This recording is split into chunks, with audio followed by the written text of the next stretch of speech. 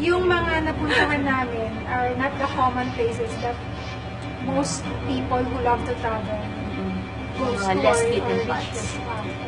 Yun. Yung dangers, kasi habang nandun ka sa slope, steep slope na gano'n, tapos biglang linindol na gano'n, so mapipil mo siya. Kasi nangyari yan sa amin, yung isa sa mga fieldworks namin. So habang nag-interview kami ng kapitan sa Bohol, and kahit kung sa Negros natin. So habang nag-interview kami, nag-educate, biglang lumilindol. So, yun yung mga dangers din.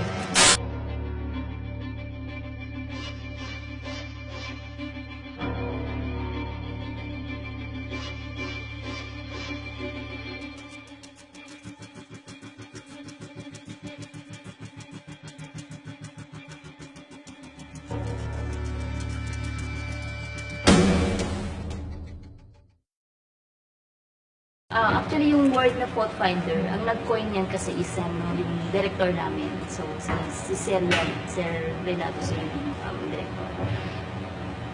Kaya niya tinawag na fault finder kasi kami yung naghahanap ng mga active fault. Sa totoo lang, marami kaming ginagawa. So, hindi lang yung paghahanap ng fault o pagmamapa. So, pero ang main na ginagawa nga namin is yung mapping ng fault at saka iba pang hazards na related sa earthquake. Minsan, nadadamay din sa volcano. So, day to day, sa isang taon na lang, pag-usapan natin, yung sa isang taon may mga projects kami, kailangan namin produce kunyari ng hazard map sa isang area. So, kung fault hazard dyan, so yun yung focus namin. Kailangan siyang matapos. So, from start, yung aming method, simulan yan hanggang sa matapos siya at i-approve at saka ilabas sa tao.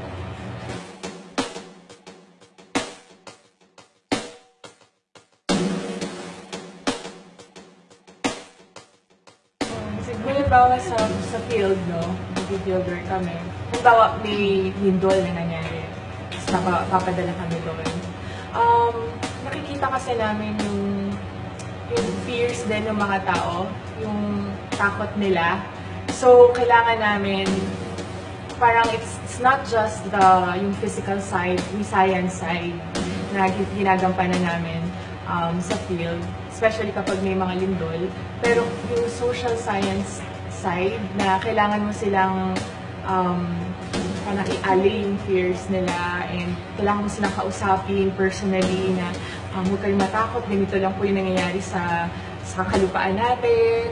Ganun. So kailangan mong yung science part na technical part, kailangan mong ibahagi sa kanila such that maiintindihan nila in a layman at mawawala yung takot nila. Or kung hindi man mawala, ma-minimize yung takot nila. So, yan, isa yan sa mga challenges. Hindi man siguro sobrang hirap, pero it's really one of the challenges that we face pag nandun kami sa fieldwork, especially pag may mga emergency situations. Ito yung may event na may earthquake na may earthquake. Pero parang may quick response. At least ito, alam mo talagang dangerous andiyan yung lindol, may aftershock. Pero iba pa yung hirap ng before, preparing the hazard maps pa lang. So, iba yung, kung nandito lang kami sa opisina, okay lang. Kasi aircon, sige, interpret, maduduling ka lang. Pero yung pag lumabas na kami ng field, kasi we just don't stop with, eto na, na-interpret na namin. We have to go to the field and verify. Ang fault ay yung Tagalog, biyak siya yung bitak sa lupa. Meron pa yung bitak na pinag-uusapan natin, malalim yan. So, yun yung parang yung weak na part ng earth natin, kung saan nagbabanggaan yung dalawang parte ng ground together or nagbabanggaan, may naghiwalay, tapos meron nag-slide naman. Kumbaga, nagkikis-kisan. Nagkikis-kisan yung mga bato. So, yung fault na sinasabi, hindi talaga siya yung, di ba yung, pag naririnig kasi ng mga tao, fault finder, parang you're being critical or something. Pero sa amin, in a geological sense, naghahanap kami ng mga, kumbaga, weak zones sa Earth. Na pwedeng maging source ng earthquake. Sa ngayon kasi, para lang malaman ng ibang tao, ngayon, ang sanay ang public, ang mga madla, is to look at Google Earth images. Kasi nakikita na nila yung bukungan ng bahay nila, yung kalsada.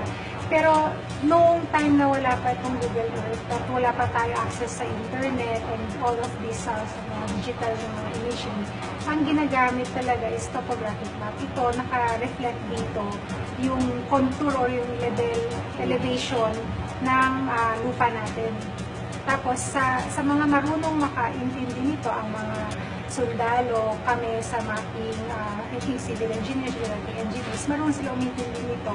Alam namin kung alin yung mataas na lugar, alin yung flat, alin yung mukhang may deformation, etc. So, doon namin pinaplot yung mga nai-interpret namin from satellite imageries or mga aerial photos. Yung aerial photos, ito yung basehan ng paggawa ng topographic maps natin noon. Ngayon, pag na-interpret na namin to, nalapatan na namin ng tamang mga hazards, lalabas na yung hazard map natin. Pero ang base map namin na ginagamit yung topographic maps. Pero minsan naman, pwede mong ipatong yung hazards. Ngayon, ginagawa namin minsan sa satellite images, pwede namin overlay. Kasi nga, meron na tayong GIS. Pero nung unang panahon, yung mga mas matanda, yung mga sila director, yung panahon nila, ano siya, ang ginagawa nila, talagang hand-drawn yung maps. So, from yung hazard maps, hand-drawn nila, pero ang basis nila, topographic maps na ginagawa ng Maria. So, well, basically, yung topographic map, siya yung parang flat na sa papel, representation ng mga elevation natin sa Earth. So, pag naging hazard maps na yan, nandun na yung fault, kung fault hazard ang pinag-usapan natin. Okay. Nandun na yung, kunyari, liquefaction o yung ground shaking, ipinapatong na doon. So, yun yan. Parang mas madaming ginagawa kasi sa desktop before going to the field. Kasi i-interpret mo na siya eh. So, sa map, meron ka nang mapoproduce na active fault map. And then, kailangan mo lang siyang i-verify dun sa field kung nag-exist ba talaga itong landform na to, totoo ba na merong yung river ay offset, i-verify mo siya sa field. Para ano din yan, mas maintindihan, paano namin hinahanap. Kunyari nangyari na ito years, hundreds of years ago or what, yung recurrence interval. Ang active fault kasi, pag gumalaw siya, di ba yung tinatawag na bumibitak sa ibabaw ng lupa, ground rupture yung term natin or surface rupturing, nag-iiwan to ng langat. So through time, kung hindi na modify yung ground, makikita pa rin dapat namin yung kumbaga sa tao may pepet siya. So yun, makikita namin yung scar minsan na tawag. So yun yung hinahanap namin sa field ng mga evidence. Minsan naman, kunyari, ang ilog, alam natin ang ilog nag-flow diretso, dire-diretso lang siya. Tapos sa mapping namin desktop, merong mga parallel rivers na mapapansin mo, unusually, lahat sila pumaling sa kaliwa. Pero may pattern na kilometers away ng mamapa mo, may pattern sila. So, yun yung mga tinitingnan namin sa field. Hinahanap namin yung mga evidence na yun. Pag nakita namin siya, okay, alam na natin, nandiyan siya, solid yan, approve na tayo, go, parang gano'n. Tapos na siya. Pero meron pa isang yung fault finder dito, yung mga geophysical method naman ginagamit. So, yung sila may mga instrumento. So, yung instrumento na to parang induced na acoustic wave, induced na seismic wave, tapos parang ano siya, kumbaga sa instrumento na ginagamit ng doktor, parang siyang x-ray. Ina-x-ray niya ilalim ng lupa. So, kasi, kunyari, sa ibabaw, so, yung surface, kami pinag-aaralan namin surface, pero pag hindi na siya kita, minsan gagamitan ng instrumento. Yun. So, yung isang ibang group yun sa amin, pero still, fault pa rin yung hinahanap nila.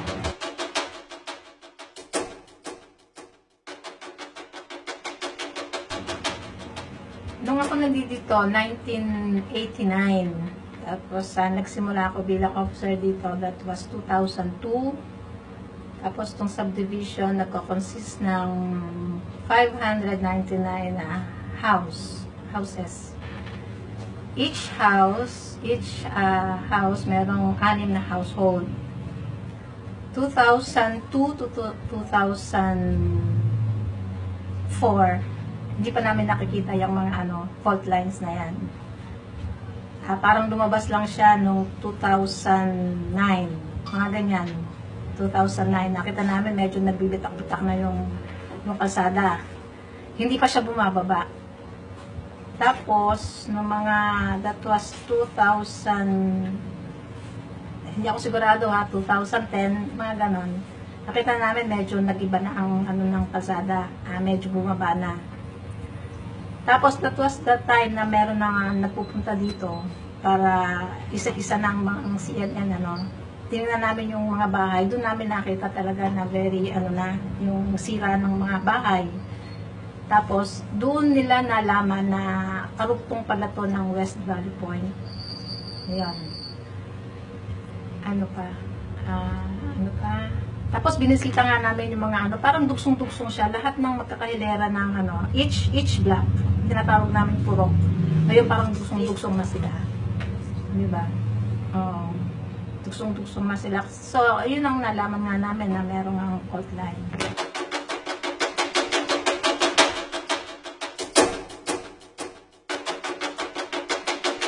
Yung body fault system is an active fault. No? Alam natin na active fault siya. So, nababanggit-banggit na siya.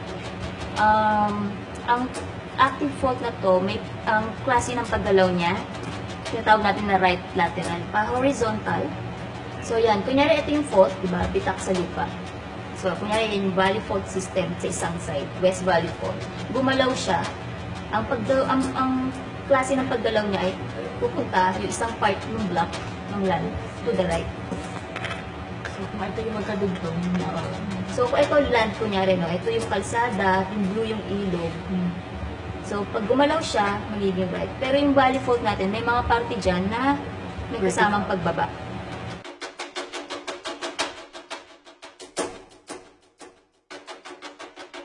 Okay, sa field, simple lang talaga yung dala namin. Map, awing working map. So, kung nyari, i-trace ng fault, hahanapin lang namin sa field. Tapos mga gadgets, kailangan namin GPS, compass kami, camera, ganun kasimple lang yung bit-bit namin. Rangefinder,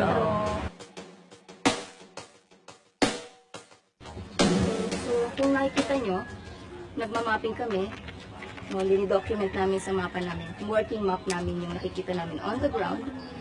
Tapos, syempre kasama doon, nag-i-interview kami ng mga residents. Pagkatapos namin interview ng residents, minsan, kinakausap namin sila, pinapaliwanagan kung ano yung nangyayari. So, it's all part na pag kami nag-field work, kahit saan kami mapunta, gano'n. So, mamapahin nyo, kausapin nyo yung taga doon, tapos explain kung ano yung nangyayari. At saka yung ginagawa namin, yung purpose. So, basically, yung ganun siya.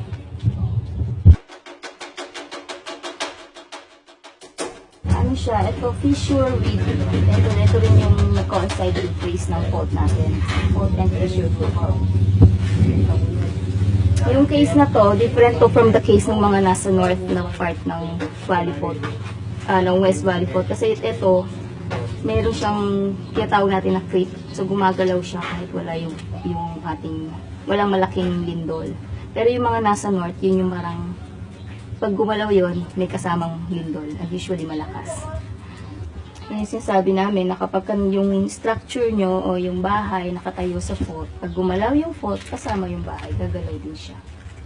Talagang magkakalindol na ulit. Galing dito yung magnitude 7.2. Ngayon, nakikita na natin yung deformation niya. Mas makikita natin yung sira. Masisira siya eventually. Pagkalindol. Bukod sa may crack ito, masusundan mo yung crack galing sa labas. Dito siya tumutuloy, pero diretso siya dun sa poste. Parang ito na yung isa sa mga pundasyon or ano ng bahay pag mga posts na. So structurally, hindi na talaga safe. Actually, yung nakikita natin dito, yung mga nakapatong sa fault, kunyari doon sa north part na wala tayong fissuring na nangyayari. Pagka nagkalindol at gumalaw yung fault na yun, ganito yung mangyayari doon. So, pwedeng ganito.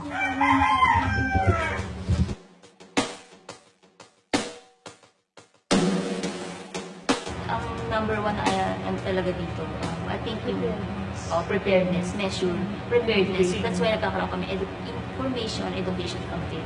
For FIVOX part, it's FIVOX more of part. a soft measure for FIVOX part.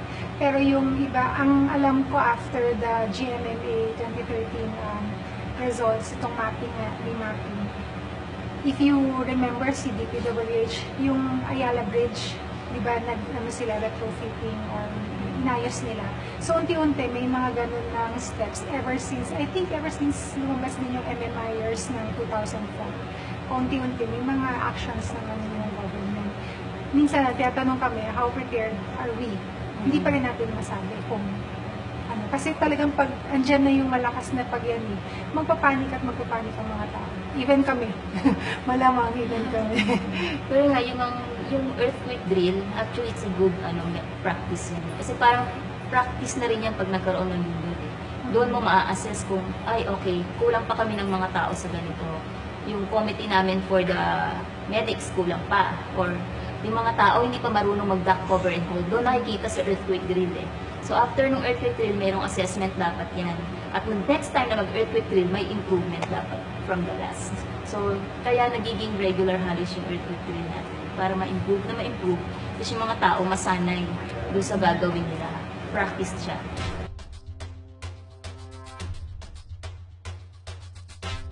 Konti lang kami sa mundo, kaya proud kami na parang gusto kami. And saka hindi siya yung skill kasi na after mong graduate ng college, ng geology course, alam mo na, hindi eh. You learn it through experience, through training. So I think we have gained yung ganong klaseng experience and training para masabi namin talaga na fault finder kami. Talaga yun. Kaya kayong geologist. Especially, siguro being with people din. Kaya nagkaroon din ng yung credibility mo as a geologist or as a fault finder. Yun. Kasi otherwise, kung hindi ka naman involved, hindi ka naman related sa fields, hindi ka nag-work dito sa fields, so wala. I mean, hindi rin makikita yung work mo. So we're always attached to the mandates of fields. That's why we're called fault finders, and we will be able to leave some legacy. Siguro yung dedication. How proud are we? Oo, proud. Pero kasi, hindi mo gagawin ito kung yun nga, hindi mo feeling na napupulfillment. Tapos, kailangan siguro kung sa younger generations, feeling ko we have to see yung dedication nila. Kasi talagang tiyagaan talaga ito yung pag-delineate, paglinya mo, hours and hours. Minsan inuubo ka na, tumutulo na yung uhog mo, sinisip mo, ay may feel ka bukas. Nakatingin kang gano'n sa photo, nag-i-interpret ka. Pero kailangan mo pa rin siyang gawin. Pag sinabi namin na ganito yan, yung totoo yung sinasabi namin, may basis. Hindi lagi invento kami. Kaya yung mga umaaway sa amin, may fault din sa kanila. Parang hindi naman po namin yan inimbento. No, that's the facts, based on science. At the end of the day, indirectly man, unlike yung mga search and rescue workers natin, sila yung direct andun sa scene. Indirectly, we know we're saving lives.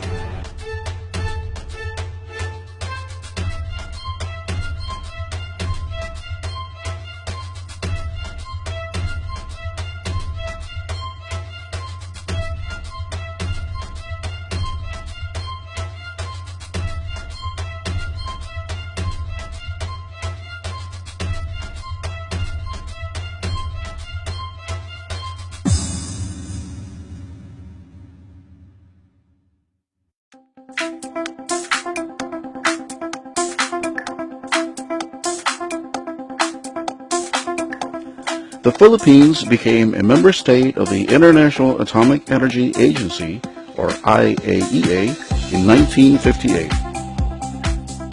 The Philippines has been a solid and productive partner in the realization of the IAEA's Atoms for Peace program. At the center of this fruitful cooperation for more than half a century is the Philippine Nuclear Research Institute, or PNRI, formerly the Philippine Atomic Energy Commission. PNRI is a research and development institute and the national nuclear regulatory body under the Department of Science and Technology.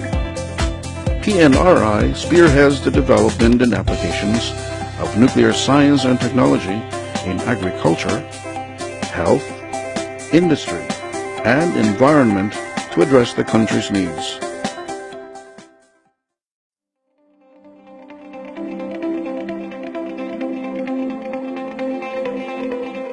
PNRI scientists are developing precision farming methods using radioisotopes and stable isotope tracers such as nitrogen-15.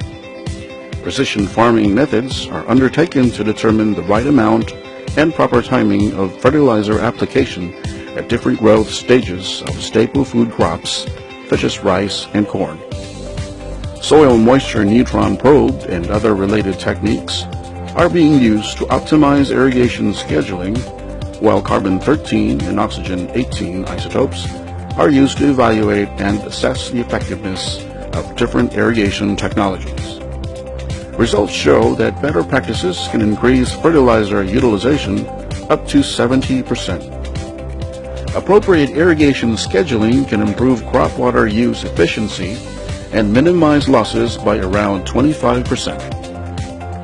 These will serve as bases for updating the decades-old recommended levels of fertilizer and water inputs in agricultural production. The preliminary findings are being shared to the project's beneficiaries and stakeholders, local government units in the nearby provinces and municipalities, and other farmer cooperators.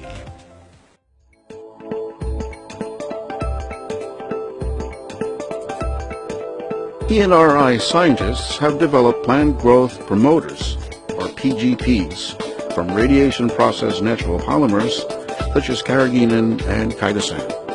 Results of initial pot experiments on mung bean and peanut showed that the PGPs from irradiated carrageenan and chitosan increased the crop yield by 200 to 300%. Field experiments are currently being conducted at Cagayan Valley Research Center in Isabela Province with promising results. Field testing on rice sprayed with PGPs resulted in plants showing no signs of rice tungro disease infection. The field test was conducted at the University of the Philippines, Los Baños in Laguna Province.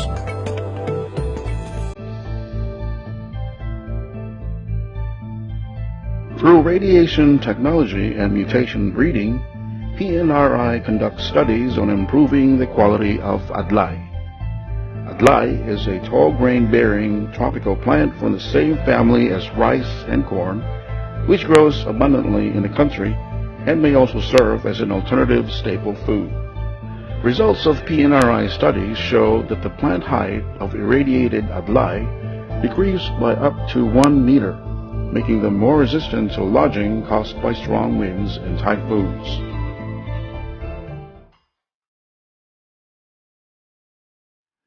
Gamma irradiation can also be used to control the population of various pests that damage agricultural crops and serve as carriers of viruses and diseases. These problems are even more prevalent in tropical countries such as the Philippines. PNRI scientists previously used the sterile insect technique, or SIT, against fruit flies that infest export fruits like mangoes. The Institute later expanded its applications to help mitigate the perennial dengue problem in the Philippines.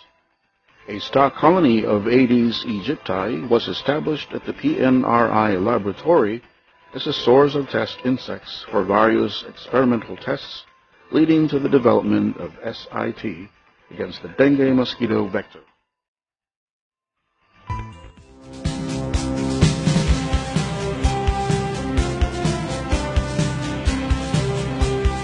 Around 39 nuclear medicine facilities in the Philippines are licensed by PNRI. These facilities use technetium-99m and other radioisotopes for diagnosis of the state of health of various human organs and treatment of certain diseases. Through its newly established technetium-99m generator facility, PNRI paves the way for cheaper and more available supplies of radiopharmaceuticals in the country. This facility was established with IAEA technical assistance. The local production of technetium-99M will save the medical industry up to around 20% of the average cost for imported technetium radiopharmaceuticals. PNRI has been recently licensed by the Food and Drug Administration to operate the facility. Proposals are also being considered to make technetium-99M available at subsidized costs to government hospitals and charity patients.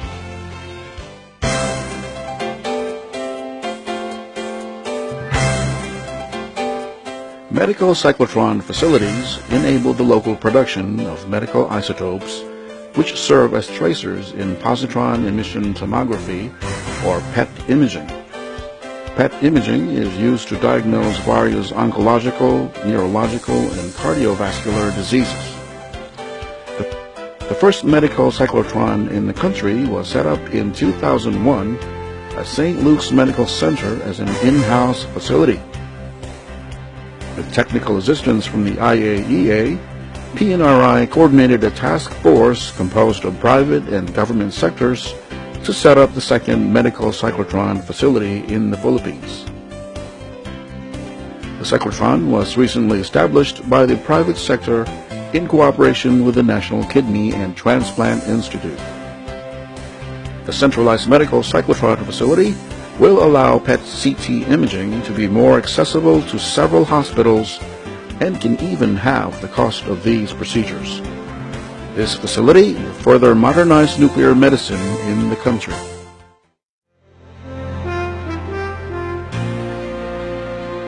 Aside from surgery and chemotherapy, radiotherapy is another method for treating cancer through the application of ionizing radiation. PNRI monitors about 36 radiotherapy hospitals and medical centers in the Philippines to maintain the required level of safety and security according to IAEA standards. The nuclear medicine and radiotherapy professionals, through their respective professional societies, are participating in the IAEA Quantum and Quattro projects to enhance quality of procedures and patient care, and ultimately nuclear safety. Quantum stands for Quality Assurance in Nuclear Medicine, while Quattro is Quality Assurance Team for Radiation Oncology.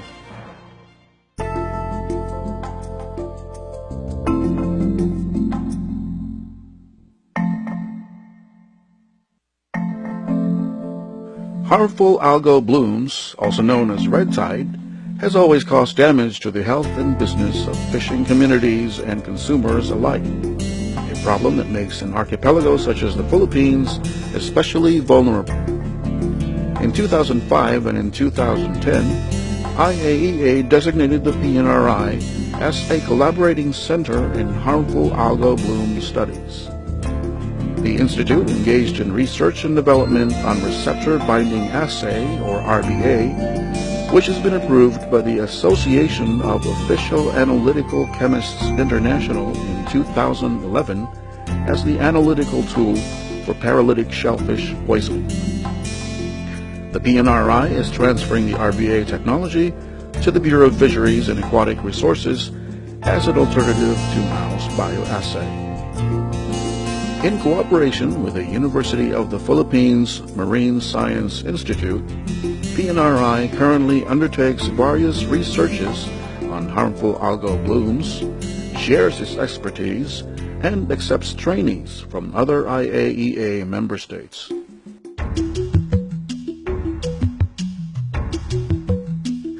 Stable isotope ratio mass spectrometry is used for analyzing the geographic and botanical origin of samples, as well as the methods and mechanisms used for their production. In 2008, PNRI established its own isotope ratio mass spectrometer, or IRMS laboratory. The IRMS laboratory facilitates many of PNRI's environmental research involving water resources and drainage basin studies, and for the precision farming project to measure fertilizer and water uptake by plants. The IRMS facility is also used for the analysis of food and other samples to determine their provenance or origin.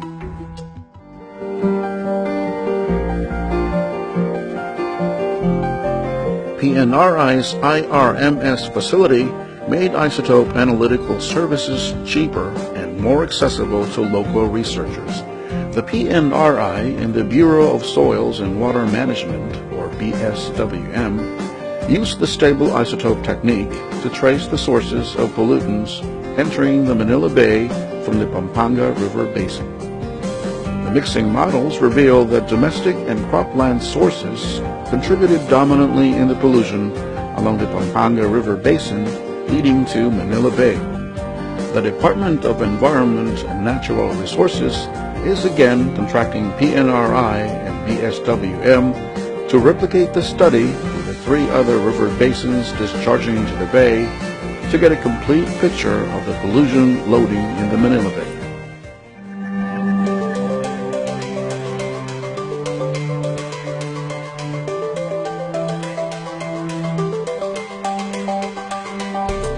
The PNRI has been using radiation from the Cobalt-60 facility since the late 1980s with successful results. The Cobalt-60 irradiation facility has been used in the sterilization of medical devices, packaging materials and pharmaceuticals, decontamination of cosmetic raw materials, spices, dehydrated vegetables and herbal products, extension of shelf life of food, and quarantine treatment of fruits and vegetables. The present multi-purpose irradiation facility is now being used on a semi-commercial scale. The new 2.5 MeV electron beam facility at PNRI is capable of delivering higher dose rates, thus widening the applications of radiation processing, such as radiation cross-linking and polymer grafting. The establishment of the electron beam facility in the Philippines received financial support from the IAEA and the Japanese and U.S. governments under the Peaceful Utilization Initiative. The PNRI received counterpart funds from the Department of Science and Technology, Grants in Aid, and the national government for the facility.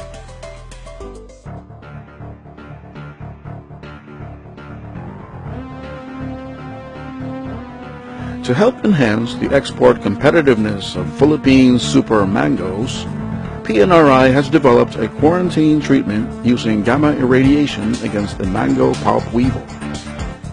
Based on PNRI's research studies, a minimum radiation dose of 165 gray is enough to make the adult mango weevil sterile, providing sufficient quarantine security for the Philippine mangoes.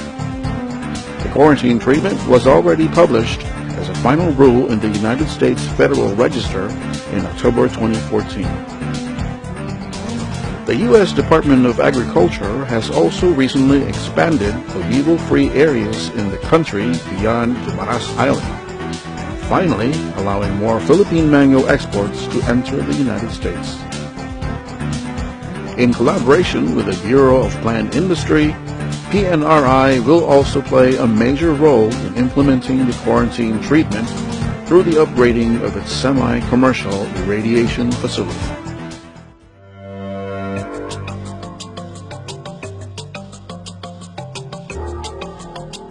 As the national nuclear regulatory body, the PNRI formulates rules and regulations on the safety and security of atomic energy facilities and radioactive materials.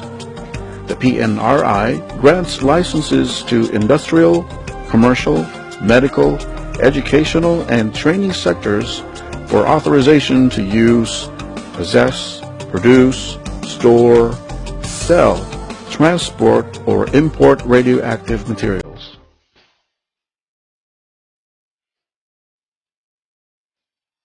The Philippines continues to participate in the international effort to address nuclear security and prevent nuclear terrorism under the Global Threat Reduction Initiative and Megaports Initiative. In support of the Megaports Initiative, radiation portal monitor systems were installed at the ports of Manila and Cebu to detect, deter, and prevent illicit trafficking of nuclear and other radioactive materials. The monitoring systems were donated through a memorandum of intent between the U.S. and the Philippine governments under the Megaports Initiative of the U.S. Department of Energy. To ensure sustainability, the European Union is donating a radiation portal monitor and other equipment for training of port operators and Bureau of Customs personnel.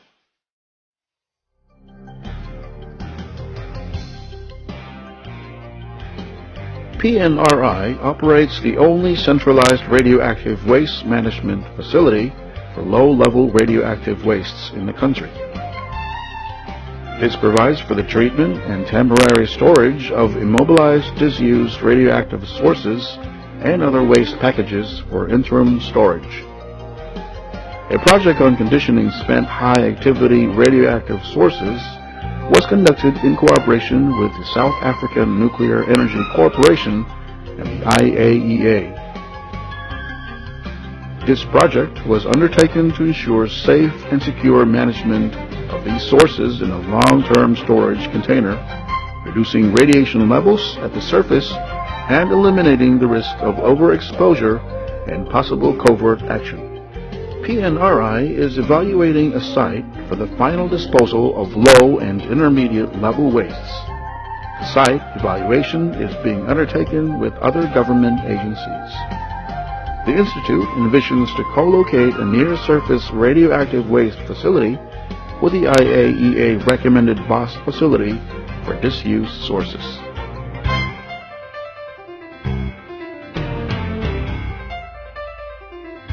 The PNRI Nuclear Training Center conducts training courses, seminars, and workshops for various groups and sectors on capability building in the field of nuclear science and technology.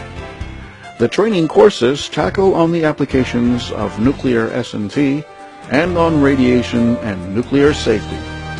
Laboratories and facilities of the different research units in PNRI are made available to the trainees, in addition to arrangements made with other private companies, government agencies, universities, and hospitals. PNRI also conducts training courses on non-destructive testing in cooperation with the Philippine Society for Non-Destructive Testing. The PNRI Nuclear Training Center has been accredited by Lufthansa Technique Philippines as an NDT training service provider per European Standard EN 4179. The IAEA has selected the Philippines as one of the pilot countries in launching an outreach program on nuclear science and technology for secondary schools. This project is being undertaken through the collaboration of the PNRI and the Quezon City Division of City Schools of the Department of Education. The IAEA develops a compendium of resources and activities for use by high school teachers and students. The compendium will be tailored to the flow of DepEd's K-12 basic education curriculum, such that it may touch on the basics of nuclear science and its applications.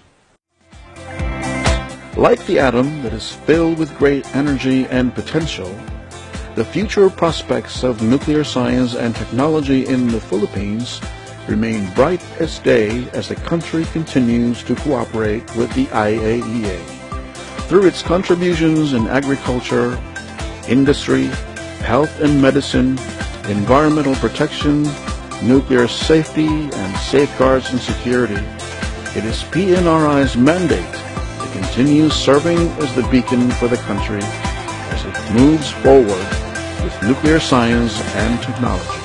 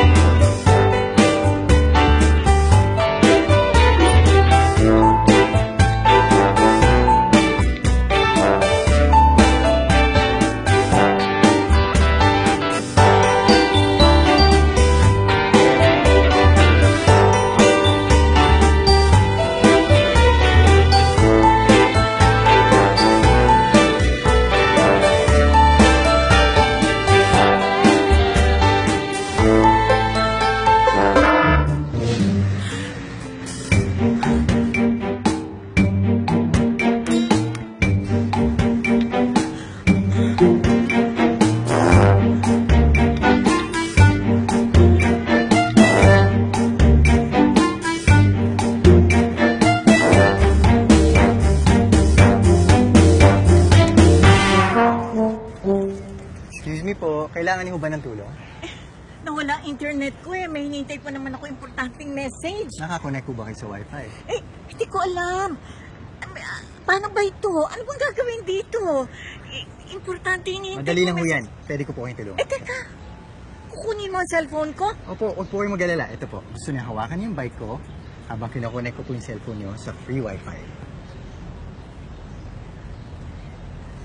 Sige. Ito po, ganito. Ganito po yan. Meron po tayong free wifi sa public parks. Kapag nag-scan na po ng wifi networks ang cellphone nyo, i-click nyo ang One Connect. Ayan, okay na po. Online na ulit ang thunder ko? Opo. Naku, salamat ha, iho. Thank you, thank you, thank you.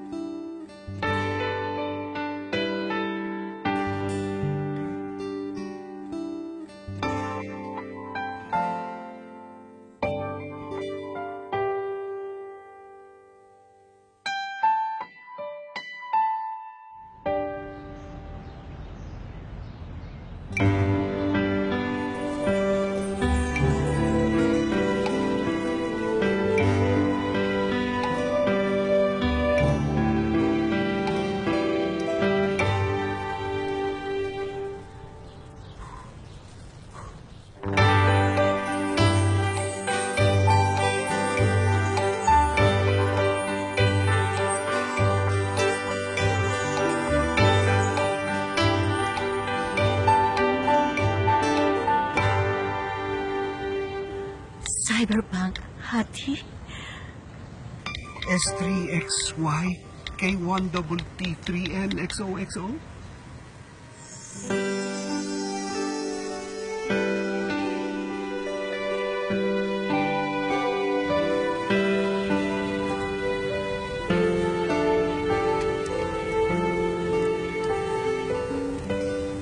Hindi ka nagbago.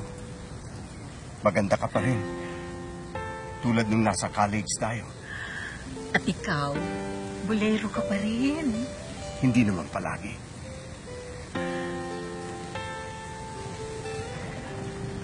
Para sa'yo. Hindi ka pa rin nakalimot. Hinding-hindi.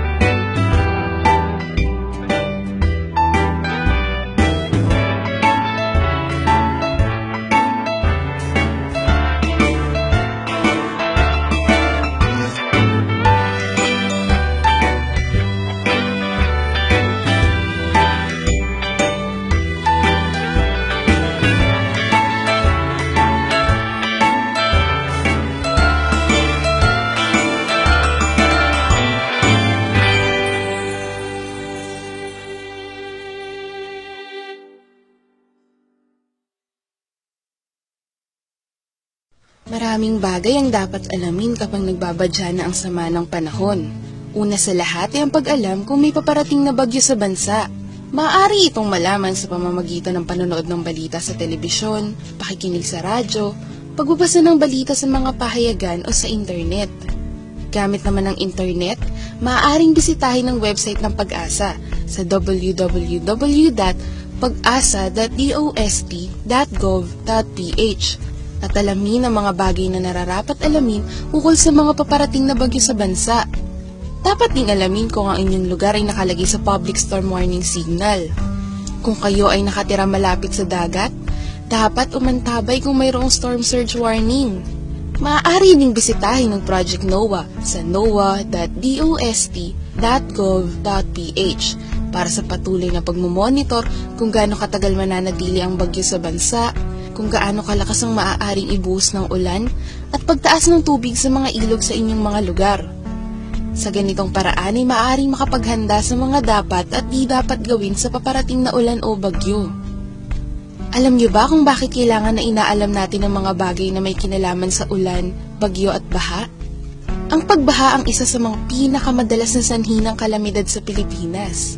Ito ay kadalasang nagaganap dahil sa pag-apaw ng iba't ibang anyong tubig, tulad ng dagat, ilog, lawa, sapa, at iba pa papunta sa mga mabababang lugar. Dahil sa geographical na lokasyon ng bansa, ay madalas itong tinatamaan ng bagyo na pangunahing sanhi ng pagbaha. Ngunit alam niyo rin ba na ang Pilipinas ay nakakaranas ng iba't ibang uri ng pagbaha? May iba't ibang uri ng pagbaha. Una ay ang river flooding o ang pag-apaw ng mga ilog, kung saan ang mga sobrang tubig ay napupunta sa mas mababang lugar na kadalasang tinitirhan ng mga tao. Pangalawa ay ang flash flooding. Ito ay panandaliang kaganapan lamang kung saan ang level ng tubig ay biglaang tumataas at may dalang mga putik at mga bato. Ang ganitong uri ng pagbaha ay mabilis ding humuhupa. Pangatlo ay ang sheet flooding. Ang sheet flooding ay malakihang pagbaha na tumatama sa malaking bahagi ng kalupaan at nagdadala ng tubig sa mas maraming tahanan. Ito ay hindi mabilis na humuhupa. Pang-apat ay ang urban flooding. Ito ay nagaganap sa mga syudad kung saan ang daloy ng tubig na dala ng ulan ay hindi kinakaya ng drainage system at umaapaw papunta sa mga kabahayan. Pang-lima ay ang coastal flooding. Ang pagbahang ito ay nagaganap sa mga baybaying dagat o lawa at sumisira sa tahanan ng mga taong nakatira malapit sa baybay dagat. Ang sanhi ng mga pagbahang ito ay maaaring natural o gawa ng tao. May tatlong natural na sanhi ang pagbaha. Ang mga ito ay: una, ang walang tigil na pagbuhos ng malakas na ulan. Kasunod naman ay ang storm surge o ang malaking pag-alo na dinadala ng malakas na hangin mula sa dagat dala ng malakas na bagyo. Ang storm surge ang isa sa mga pinakadelikadong sanhi ng pagbaha. Ito ay nagaganap sa sandaling panahon lamang, ngunit maaaring kumitil ng buhay ng napakaraming tao at sumira ng halos maraming tahanan. Storm surge ang naging sanhi ng nakakalungkot na trahedyang nangyari sa Tacloban at Leyte nito lamang Nobyembre 2013 dahil sa bagyong Yolanda. Pangatlo ay ang high tide o ang pagtaas na level ng tubig sa dagat na kadalasang nagre-resulta sa pag-apaw ng mga dagat, ilog, at iba pang daluyan ng anyong tubig. Mayroon namang mga sanhi ng pagbaha na gawa ng tao at ang mga ito ay ang pagbigay ng mga dam at dike. Ang mga dam at dike ang pumipigil ng natural na pag-agos ng tubig sa dagat at mga ilog, sapagkat ito ay ginagawang imbakan ng tubig na ginagamit ng mga mamamayan sa iba't ibang lugar sa Pilipinas. Ang pagkasira ng pundasyon ng mga dam at dike ang nagiging sanhi ng malawakang pagbaha sa mga lugar na malapit dito. Ang mga baradong kanal at hindi maayos na drainage system ay kadalasang resulta ng mga hindi pa tapos na gawain sa daanan at maling pamamaraan ng mga tao sa pagtatapon ng basura kung saan-saan na lang. Nakakadagdag rin ang pagtatayo ng mga infrastruktura sa mga syudad na nagpapasikip ng mga daluyan ng tubig at nagpapahirap ng paglabas ito patungo sa mga ilog at dagat. Gayunpaman, hindi sapat na alam lamang natin ang impormasyon tungkol sa pag-ulan, pagbagyo at pagbaha. Nararapat ding alamin natin ang sitwasyon sa ating mga lugar. Kadalasan, sa lakas ng ulan ay bumabaha sa iba't ibang lugar sa bansa. Ngunit anong ulan ang tumatama sa bawat lugar? Gaano ito makakapaminsala? Dapat ding alamin kung ano ang water level o ang taas ng level ng tubig sa kanya-kanyang mga lugar upang malaman natin kung kailan ligtas at kung kailan kailangan ng maghandang lumigas.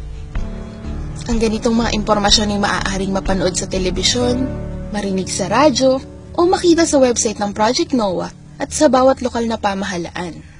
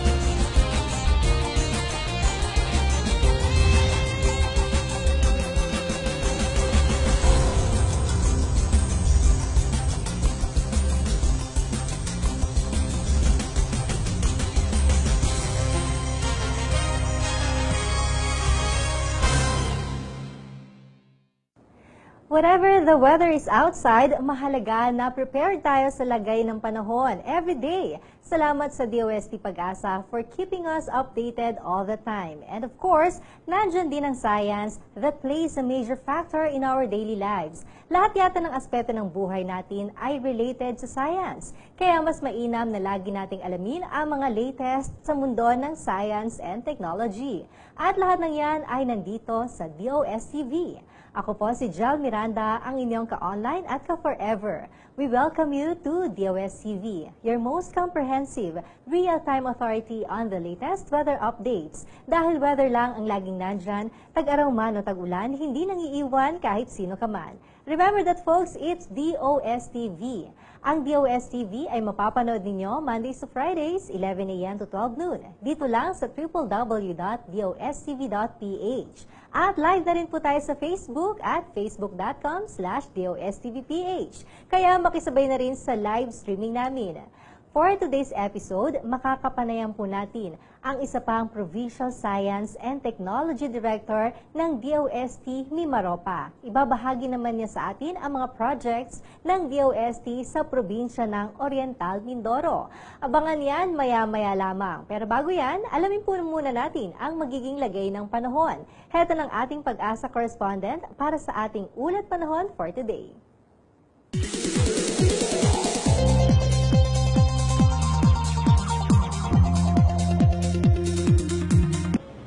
Thank you, Ms. Jel. Good morning sa iyo at good morning din sa ating mga viewers ng DOSTv.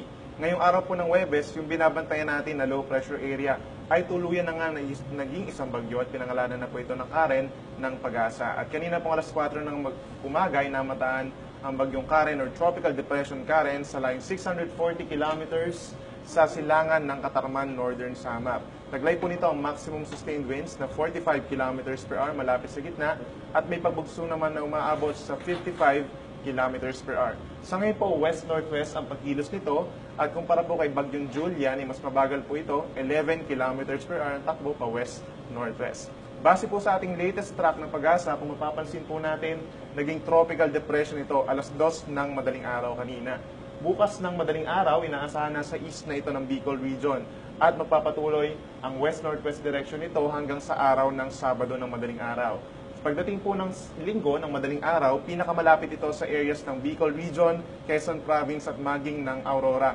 At unti-unting lumalapit ang bagyong Karen sa Aurora pagdating po ng umaga hanggang sa gabi ay posible ito na maglandfall dito sa areas ng Aurora and Isabela. Kung saan makakaapekto ito buong araw ng Sunday ng gabi hanggang sa Monday ng umaga sa malaking bahagi ng Northern Luzon. Inaasahan nga, pagdating ng Monday ng madaling araw ay nandito na sa area ng Ilocos Region at inaasahang lalabas ng ating Philippine Area of Responsibility sa araw ng Tuesday madaling araw. Sa ngayon po wala pa namang nakataas na tropical cyclone warning signal, pero inaasahan natin sa mga susunod na araw ay makakaranas tayo ng malaking bahagi ng bansa ng mga pag-ulan, lalo na sa Luzon and Visayas. Dumako naman po tayo sa ating weather for the next 24 hours dito sa Luzon. Kung mapapansin po natin, maayos pa naman ang panahon dito sa may parting Northern and Central Luzon. Bahagyang maulap hanggang sa maulap ang magiging kalangitan na may kasama mga isolated rain showers or thunderstorms. Ganyan din po dito sa may Metro Manila, asahan mostly cloudy po tayo na may mga tsansa pa rin ng mga pag-ulan pagdating ng hapon hanggang gabi. Dito naman sa areas ng Calabarzon, maging dito rin sa Mimaropa, ay aasahan ng mahina hanggang katamtamang mga pag-ulan sa susunod na 24 oras at meron din mga thunderstorms. And then finally sa Bicol Region, dahil inaasahang pinakamalapit nga itong si Bagyong Karen, ay makakaasa sila ng moderate to occasionally heavy na mga pag-ulan sa susunod na 24 oras, possible ang flash floods and landslides. Dumako naman po tayo sa ating temperature range for Luzon. Sa Metro Manila, maglalaro ang temperatura mula 24 hanggang 31 degrees Celsius. Dito naman sa Baguio City, malamig pa rin, 16 hanggang 24 degrees. Sa Tagaytay, 22 hanggang 29 degrees Celsius. And then finally, sa Puerto Princesa naman ay 25 hanggang 32 degrees Celsius. Dumako naman po tayo sa ating weather for Visayas and Mindanao. Pagdating po dito sa Eastern Visayas, kung saan pinakamalapit ang Bagyong Karen, makakaasa din sila ng moderate to occasionally heavy na mga pag-ulan at pagkidlat pagkulog, which is possible ang flash floods and landslides. Dito naman sa natitirang bahagi ng Visayas, asahan ng light to moderate na mga pag-ulan at pulupulong pagkidlat pagkulog. Dito naman sa Northern Mindanao, ilang areas o ilang regions, kabilang na ng Zamboanga Peninsula, Northern Mindanao, and Caraga, ay magiging maulap na may kasamang light to moderate rains din. At dito naman sa natitirang bahagi ng Mindanao, particularly sa Davao Region, Soc-Sabgen, and ARMM, makakaasa sila ng bahagyang maulap hanggang sa maulap na kalangitan with chances of isolated rain showers or thunderstorms. Dumako naman po tayo sa ating temperature range for Visayas and Mindanao. Kung mapapansin po natin, magkatulad pa rin ang temperatura sa Metro Cebu and sa Iloilo City, 25 hanggang 32 degrees Celsius. And then finally, sa Metro Davao and Zamboanga City, which is both in Mindanao, pareho din ang range ng temperature, 24 hanggang 32 degrees Celsius. Sa ngayon po, wala pa naman tayong gale warning. Ibig sabihin, pwede pa namang maglayag ang anumang uri ng sasakyang pandagat. Pero once po nagtaas tayo ng signal number 1 sa areas ng Bicol, within the next 24 hours, ay bawal na rin po na pumalaot doon ang ating mga kababayan na nangingisda. At sa mga susunod na araw hanggang sa araw ng Lunes, ay posibleng halos malaking bahagi ng Luzon ay magkakaroon ng gale warning or matataas ng mga pag-alon. Sa ngayon po, bukod kay Tropical Depression Karen, which is possible pa na lumakas within the next 24 to 48 hours, meron pa tayong dalawang weather system na binabantayan sa paligid ng ating park. Una na nga dyan, ang isang tropical depression na patungo na nga sa pagitan ng Hainan Province, China and Central Vietnam, at hindi na ito inaasang makaka-apekto or papasok sa ating Philippine Area of Responsibility. And then finally, meron pa pong isang low pressure area sa labas ng park, more than 2,400 kilometers east ng Southern Mindanao, at ito ay malaki ang tsansa na maging isang bagyo sa mga susunod na araw. Kaya patuloy po natin itong i-monitor dahil posible rin itong pumasok ng ating park sa susunod na linggo. Dumako naman po tayo sa ating sunset and sunrise. Si Haring Araw ay lulubog 5:38 ng hapon mamaya at muli itong sisikat 5:47 ng umaga bukas. At mula pa rin dito sa Weather Forecasting Center ng DOST Pag-asa, ako po si Benison Estareja, reporting for DOSTv.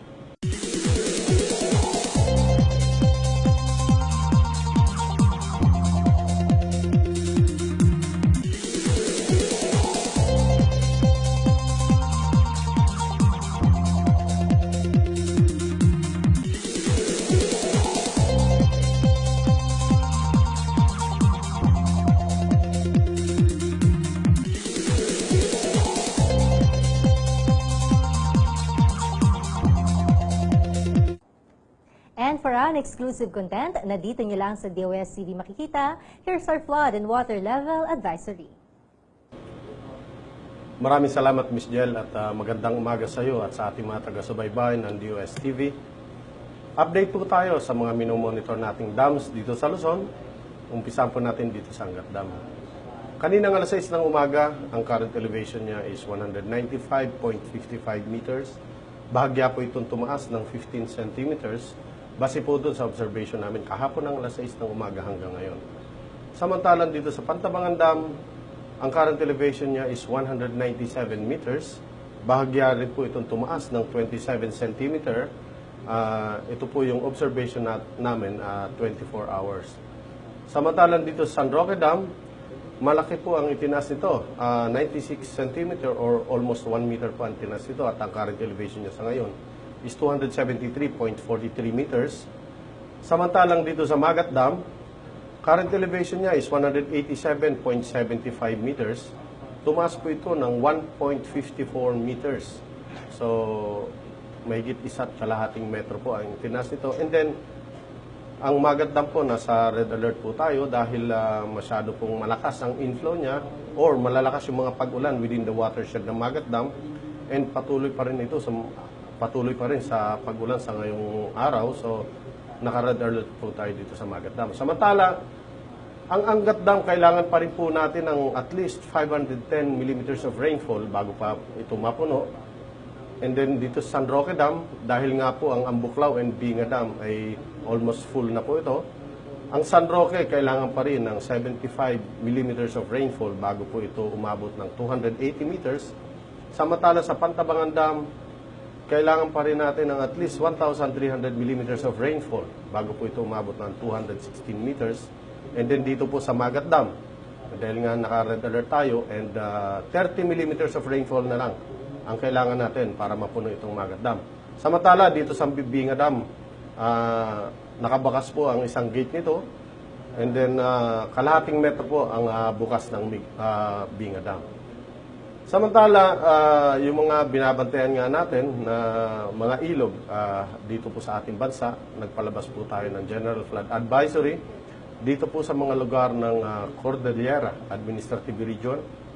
Ito pong Central Luzon, Calabarzon, Region 4B, ito po yung Mimaropa, and then Western Visayas, Central Visayas, and Eastern Visayas. Kasama na rin po itong Caraga Region, which is in Mindanao. Pinapayuhan po natin ang ating mga kababayan dyan sa mga nabanggit na lugar na maging alerto at maging mapagmatsyag dahil po nga sa mga pag-ulan, patuloy ng mga pag-ulan. Yung mga nakatira po dito po sa bulubundukin or malapit sa bulubundukin ay mag-ingat po sa landslide. Samantalang yung mga nakatira po dito sa malapit sa ilog or sa tabi po ng ilog, maging alerto po dahil po sa banta ng pagbaha. So yan muna ang latest gel. Mula pa rin dito sa Pag-asa Flood Forecasting Center, Richard Orendain, nag-uulat. Ano kaya mga proyekto ang hatid ng DOST para sa mamamayang Pilipino? Alamin dito sa DOSTv Flash Report.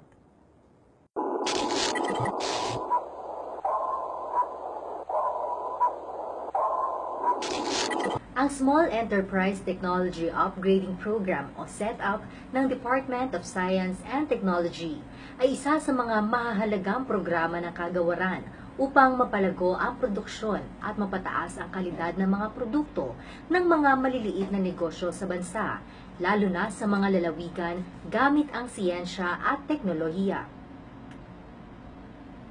Isa sa mga natulungan ng setup sa Region 8 sa Visayas ay ang TOPS Handmade Products, isang progresibong negosyo sa Tanawan, Leyte, na gumagawa ng mga handbags at traveling bags at iba't iba pang leather goods.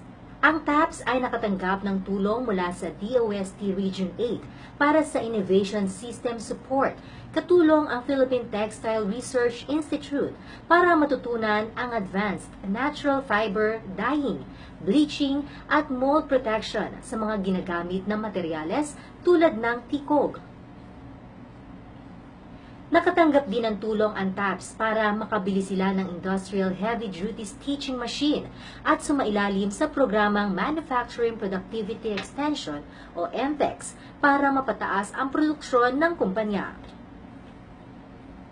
Dahil sa tulong ng DOST, ang TAPS ay napaganda ang takbo ng operasyon ng 50%, napababa naman ang production cost ng hanggang 25%.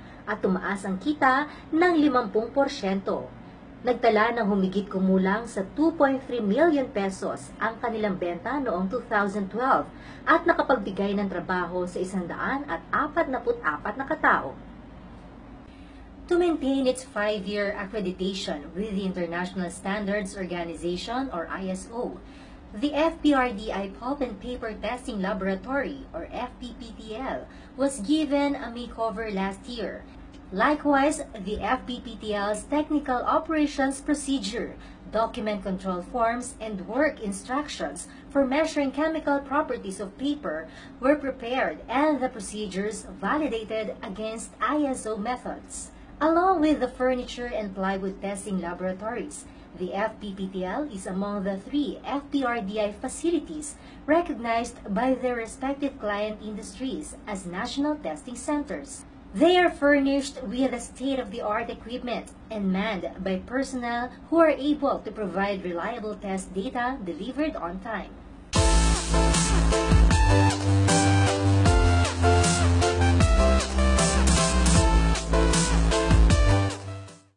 As the world continues to be plagued by trials and worsened living conditions, there remains hope. The smart solution towards progress. A smarter Philippines. It aims to establish and sustain an exemplary society using science, technology,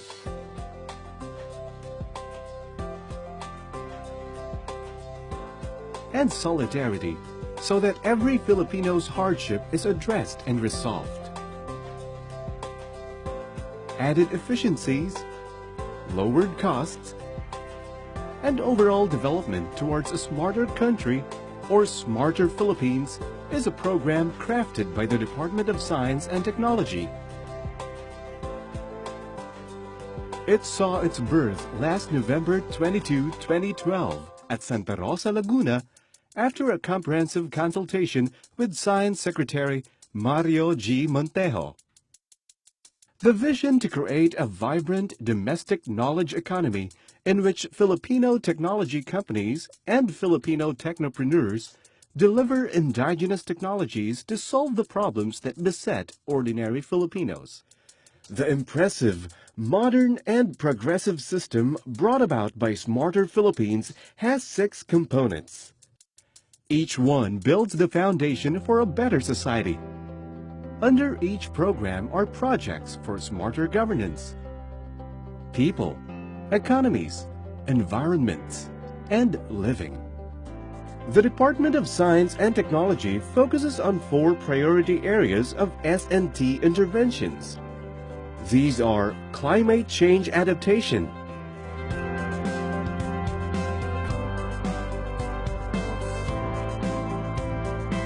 poverty alleviation,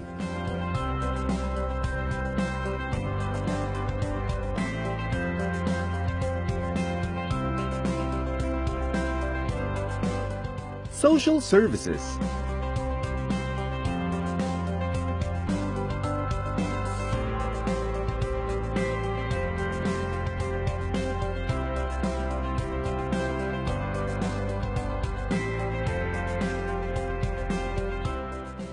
and industry competitiveness.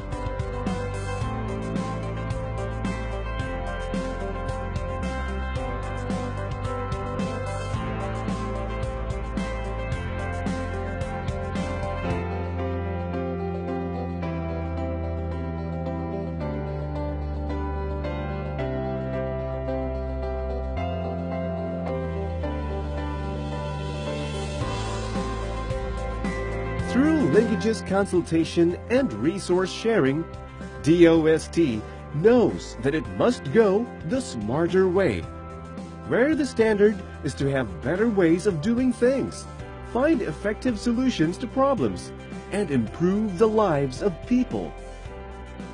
Government, economy, and the environment. Systematic, stronger and efficient. Smarter Philippines.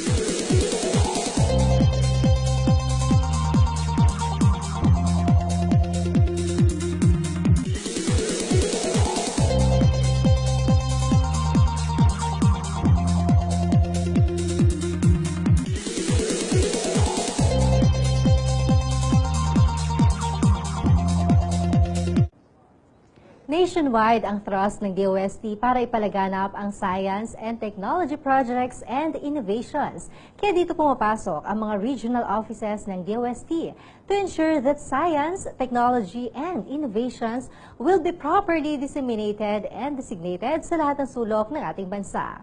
For today's episode, makakausap naman po natin ang Provincial Science and Technology Director ng Oriental Mindoro para ibahagi ang mga efforts ng kanilang opisina sa pagpapalaganap ng science and technology sa kanilang probinsya.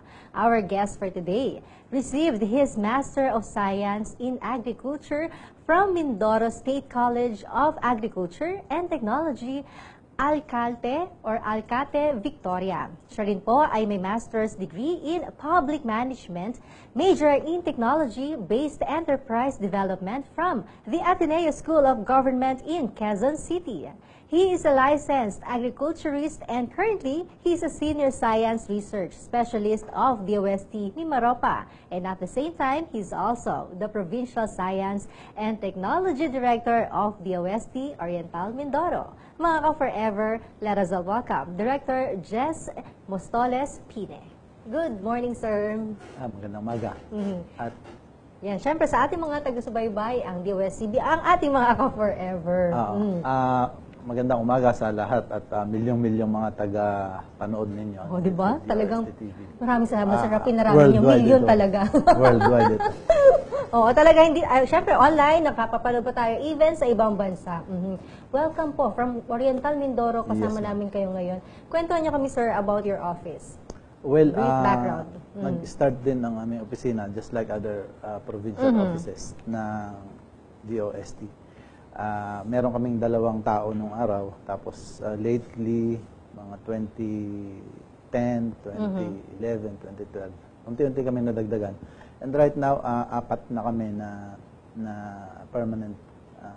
Tapos meron kaming 3 contractual employees. So, basically, dumami yung tao namin at siyempre, tuloy-tuloy naman na dumadaan na rin yung trabaho sa DOST.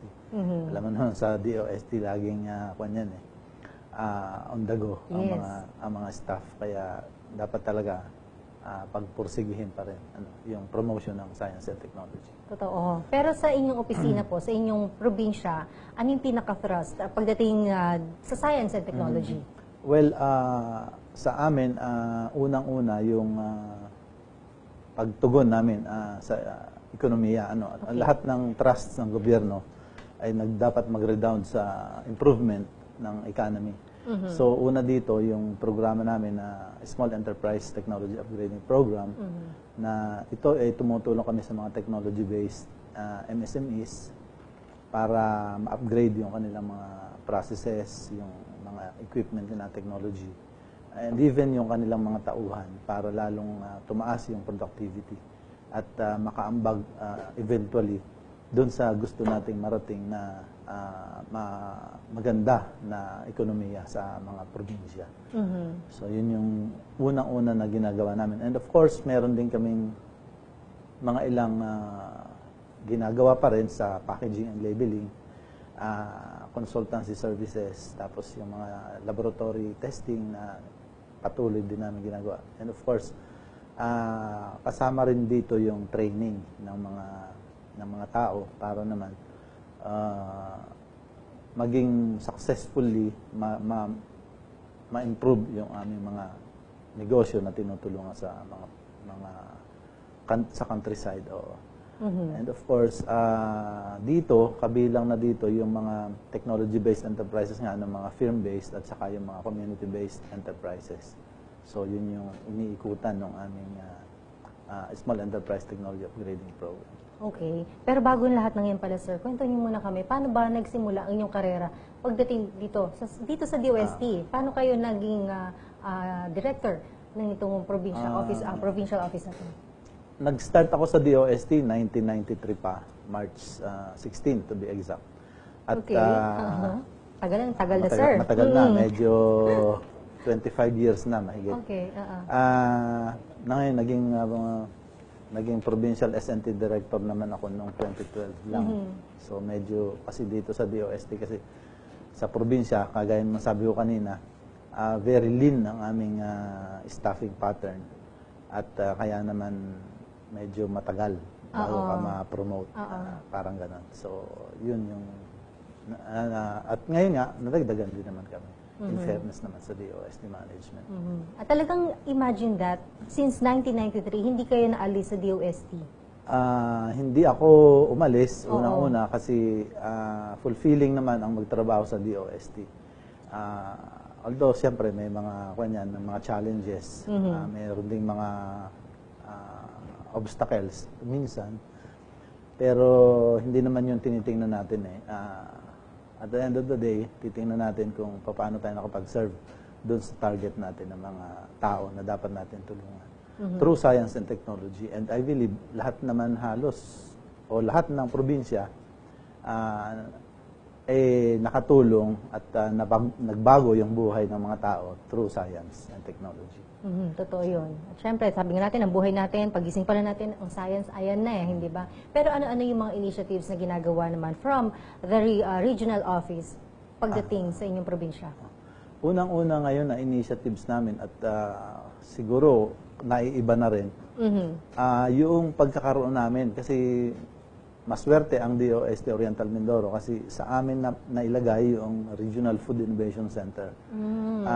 Ito yung isang trust ng DOST para makapag-provide ng R&D facility para sa food processing. Wherein yung mga kliyente natin or yung mga state colleges and universities and other R&D institutions ay pwedeng pumunta doon sa FIC para mag-develop o magkaroon ng product development at improvement sa kanilang mga processes via use ng mga iba't ibang equipment na nandun. These are all Filipino made. Kumbaga, nakakatuwa. Talagang local technology works. At saka masasabi natin na this would augur well dun sa amin kasi marami kaming resources na pwedeng i-process namin dito at to come up with innovative products na pwede nating isabay doon sa mga international products, especially ngayon doon sa ASEAN Economic Integration wherein bukas na. So makaka-develop tayo ng mga panlaban natin para maging matagumpay din yung ating mga farmers especially kasi sila yung tagagawa ng raw materials natin. So, yung gano'n. Tama. Hindi tayo papahuli. Kaya natin makapagsabayan sa ibang bansa. Hindi ba, sir? So, itong mga proyekto ng inyong opisina. So, ano pa yung ibang projects natin para matulungan din natin yung ibang mga maliliit na negosyo siguro? Doon nga sa mga community-based projects natin, isa sa mga projects namin ngayon, 2016, yung pagbibigay ng assistance para sa packaging and labeling. Pagkakaroon ng food analysis through nutritional analysis and shelf life analysis. At saka yung pagbibigay ng libre na label design para maging attractive yung products. For free? Free ito para sa market. Kasi kagaya nung nasabi ko kanina, ngayon ang labanan kasi pagandahan ng produkto. So, dapat bihisa natin yung mga homegrown products so para naman makasabay sila sa market at hindi naman tayo mapag-iwanan. Siyempre, diretso ulit yun sa ekonomiya. Okay. So, not necessarily, itong mga tinutulungan natin, kasi meron tayong mga set of beneficiaries, hindi ba, sir? Pero itong ibang community na to, kusang binibigay natin. Yes. Ibang proyekto pa ito. Ibang proyekto. Yung kasing dun sa setup, these are also technological assistance, pero isinosoli siya. Unlike yung sa community-based enterprises, parang some sort of grant siya. Talagang para ma-push yung kanilang productivity o yung market competitiveness nila para magdire-diretso kasi maliliit talaga sila. Unlike yung mga iba na technology-based na mga firms na talagang meron naman diyang mga nasa small and medium categories na. Yes. Unlike itong mga CBEs na to, mga micro ito. So, dapat talaga silang tulungan. So, kaya nakapagkaroon kami ng ganitong programa para hindi naman naiiwanan. Kumbaga, talagang lahat maging lalong encompassing pa yung services ng DOST. Hindi lang pang malaki, hindi lang pang small, or hindi lang pang maliliit. So lahat-lahat, in all aspects of the society ay madulungan ng DOST. So napakagandang bagay niyan, di ba, sir? So aside from this, ano pa yung mga projects ng DOST Mimaropa na nasa inyong probinsya? So ngayon, meron kaming mga, kasi ang Oriental Mindoro ay agricultural province. Yes. So in terms of set-up assistance, meron kaming mga napakalaking tulong sa mga rice millers natin. Kasi ang Oriental Mindoro ay number 1 sa bigas. Oo. So lagi naming isinasama sa mga programa namin yung upgrading nitong mga rice mills na ito. At ngayon, through the efforts of DOST, nauuso na ngayon sa amin yung pagkakaroon ng color sorter technology dito sa mga rice mills na ito. So during the process, kung walang color sorter, may mga halo pa yan na mga minsan itim o chalky na mga bigas. So ngayon ay eliminate na siya through this technology. So makakaasa tayo na talagang magandang quality na yung mabibili natin, hindi yung halo-halo at mababa ang quality. So itong color sorter technology na ito, bali DOST ang nag-start sa probinsya namin para magkaroon nito. So sino yung pwedeng kumbaga nagbe-benefit nitong klase ng program na ito? Yung kagaya nga ng sinabi ko, itong rice milling industry is support siya doon sa rice farming, siyempre. So pagka pinaganda natin ang production through the Department of Agriculture, so ito naman sa processing, dito naman tayo tumutulong. Dito papasok ang DOST na paglabas naman doon sa rice mills, magaganda ang quality ng ating mga bigas. At ang bigas ng Oriental Mindoro ay isa sa pinakamasarap na bigas sa buong bansa. So kilala ang Mindoro rice pagdating diyan. Oo nga, talagang mapapa-only rice ka daw pagka nanggaling dyan yung bigas na makakain nating kanin, hindi ba?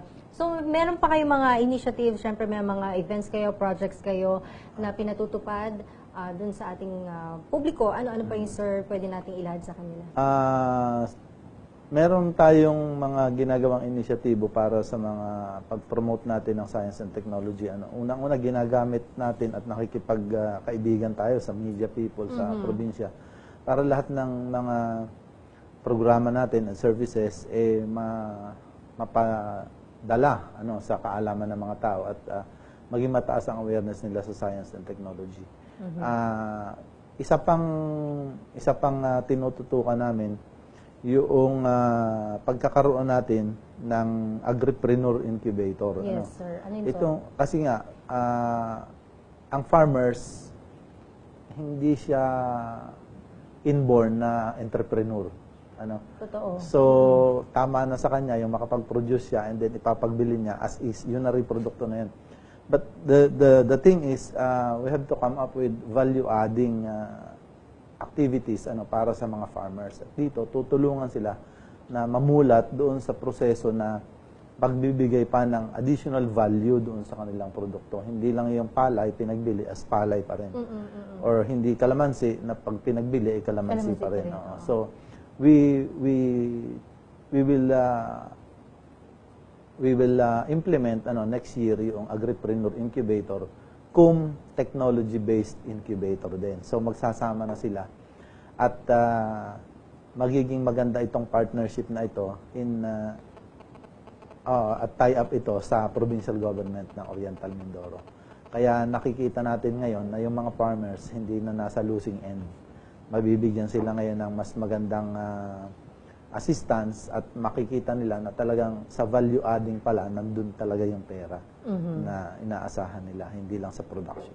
Oo, tamang-tama yun, no? Sana hindi lang sila, parang hindi lang basta makontento yun na nakapagtanim ka ng palay, binenta mo. Minsan kasi satisfied na sila sa ganun, sir, di ba? But at least ito, in a way na ma-motivate natin sila na mas ma-develop pa or alam nila, pwede pang umunlad itong bagay na ginagawa nila, hindi ba? Gusto ko rin i-add kasi, ang Oriental Mindoro ay may maraming palayan sa buong Mimaropa. And then, number 1 din siya sa kalamansi. Okay. Sa saging, na saba, number 1 din siya. At sa buong Pilipinas, pasiyam siya sa lakatan na banana. So, ang aming coconut, patatlo kami sa buong Mimaropa na high yielding ang aming mga coconut plantations. Kaya maraming dapat gawin ang DOST para makaagapay sa mga farmers ng mga sektor na ito, sa kalamansi, banana, ganyan. Kaya nakikita namin na ang DOST ay magiging lalo pang in demand sa pagtulong sa mga farmers na ito para tumaas yung value o magkaroon ng value adding doon sa kanilang mga produkto. So yun yung isang magandang pananaw. Oo, syempre sakop. Of course, the Department of Agriculture nandyan. Ang DOST andito rin para maging katuwang nitong ating mga farmers, hindi ba? And then meron kayong tinatawag na biogas technology. Ano yung continuous promotion ninyo dito sa teknolohiya na to? Bali, itong biogas technology na to, matagal na. Pero nag-start kami mag-adapt nito noong 2000, year 2000. Hanggang ngayon, meron na tayong 29 units established sa buong probinsya. At meron tayong mahigit kumulang sa 20,000 na fuel savings nitong mga adapters na ito on a monthly basis. So, pag tiningnan natin yung biogas technology, hindi lang siya hindi lang siya para sa fuel, pwede rin siyang climate change mitigation activity o project. Kasi yung methane, na-arrest natin dito.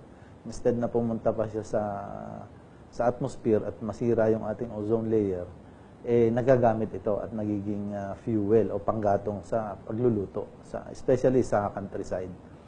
Alam mo yung methane, malaking epekto nito sa environment. Mas mabagsik siya kaysa sa carbon dioxide. So, through biogas technology, nagagamit siya, and at the same time, nagiging kapakipakinabang sa mga adapters kasi nga, nakaka-save up sila nung kanila. Sa halip na pambili pa ng mga LPG or ng ibang type ng fuel, ito ang ginagamit. So, gaano kalawak na yung gumagamit itong technology? So, yun nga, base doon sa datos namin, meron na kaming 29 sa aming probinsya lamang. Pero on a regional basis, marami na ito sa Mimaropa. Kaya naman maganda siya at renewable energy rin siya. Imagine that. Marami tayong mga technology innovations na napakalaki ng kagamitan, ng pakinabang, hindi ba, sir? What's next for your office? Ano yung mga what's in store for dito sa inyong office? Bale, may mga nakaline up na tayong mga proyekto. May mga nakalinya kami mga proyekto sa dairy, sa stevia, sa kalamansi pa rin. Kasi nga yung Food Innovation Center na nasa amin, although this is a regional level program, siyempre unang-una mabibiyaan dito kami, mga Oriental Mindoreño, kasi nandito siya sa amin, nasa probinsya namin. So, yun yung nakikita namin na mas marami kaming mapuproduce na mga new products, new to the world products. Kasi nga, pwede namin i-capitalize yung presence niya. And then, yung isang gusto naming marating, kasi sa buong Mimaropa kami na lang yung dadalawang probinsya, Occidental at saka Oriental, na wala kaming sariling building. Kagaya nga nung ibang PSTCs natin, na lahat sila meron na. Pero ang amin, yun yung tinitingnan namin, in the next few years na magkaroon din, maka-establish kami ng building at magkaroon kami ng sarili ring laboratory para sa food testing. Kasi yun yung makakatugon dito sa R&D outputs ng aming Food Innovation Center. So, kailangan niyang i-test yung mga food products dito. So, instead na dalhin pa dito sa Manila, so doon na lang sa Oriental Mindoro, and masaserbisyuhan na rin niya yung Mimaropa region. So, yun yung nakita namin na isang relevant na at makikita rin doon na ang DOST ay meron namang bagong programa o service na pwede namin i-offer sa mga food processors. So, paano pinaabot yung inyong ganitong klase ng programa sa publiko na meron tayong mga ganitong magagandang projects? Ang DOST at saka ang local media naman sa amin ay napakaganda ng relasyon. Naiimbitahan tayo sa mga press conferences na ginagawa nitong, may grupo kami, yung Capital Press Corps, na imbitahan ang mga iba't ibang agencies dyan. So, isang lugar na po-promote natin yung DOST services and programs. Ngayon, dito naman sa ibang kagaya ng radio, TV, local TV, meron din. So, napapalabas namin o nabibigyan namin ng diin na yung mga programs and services namin ay maikalat, madala sa mga dapat pagdalhan ng impormasyon. Okay, at syempre, talaga tayo, hindi tayo humihinto sa pagbibigay natin ng mga paalala. Of course, to inform din the public na ito, ang DOST, napakaraming proyekto na handang ipagkaloob dun sa ating mga kababayan. Hindi ba? At syempre, isa na dyan yung mga setup beneficiaries natin, setup program na tuloy-tuloy na pinagkakaloob natin sa ating mga pwedeng mag-adopt nitong programa na ito. Hindi ba, sir? Baka meron tayong mga huling paalala or final words po dun sa ating mga taga-subaybay. Bale, ang DOST ay mula noon hanggang ngayon ay patuloy na naging kaagapay ng ating madlang people. Especially yung mga nasa may inclination ng kanilang mga activities sa science and technology. At ang DOST naman ay hindi naman nananawa tayo na tumulong sa mga kababayan natin na nakikita natin na mayroong mga potensyal yung kanilang mga technology-based projects. If I may add pa rin nga pala, ang DOST Oriental Mindoro ay kakaibat din doon sa pag-create ng Oriental Mindoro ICT Council. Wherein gusto rin namin na ang Oriental Mindoro ay mapabilang sa mga next wave cities na ngayon ay pinupuntahan sila ng mga locators para dito sa IT BPO activities o negosyo. At hopefully, yung mga ganitong inisyatibo ay maisagawa namin ng maayos sa pakipagtulungan din sa iba't ibang ahensya ng gobyerno. Hindi kaya ng DOST ito. This is a collective effort na dapat na ginagawa para maging matagumpay lalo yung implementation natin ng programs and activities. So, masasabi talaga natin na ang siyensya at teknolohiya ay patuloy na napapakinabangan naman ng mga mamamayan ng Oriental Mindoro. So, papasalamat kami sa DOST TV na naimbitahan kami para mag-impart ng ilang mga information ng mga ginagawa namin sa probinsya, especially doon sa pagtulong natin sa mga technology-based enterprises. So, yun lang. Maraming salamat at mabuhay kayong lahat. Thank you so much. Maraming salamat po sa inyo, sir. And good luck sa mga darating pang proyekto para sa inyo. And more power po sa inyong office. Ayan, mga ka-forever, of course, nakasama po natin si Director Pine ng DOST Oriental Mindoro. Ang dami na natin na-discuss tungkol sa DOST Oriental Mindoro, pero hindi pa po dyan nagtatapos dahil may makakasama tayong muli na isa sa kanilang set of adopters. Mamaya yan sa ating part 2, kaya tutok lang online. Samantala, panoorin po muna natin ang video na ito tungkol sa iba pang projects ng DOST.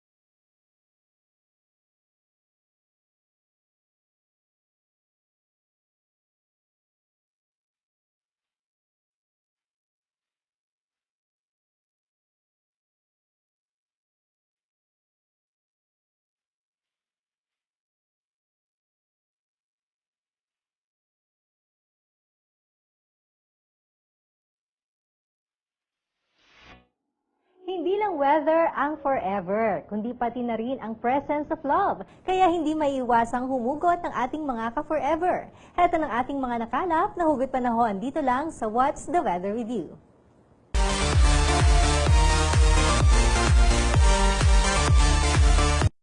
Ang relationship nyo parang pagkain ng isaw sa pag-ulan. Wala sa tamang panahon, kaya bawasan na yan.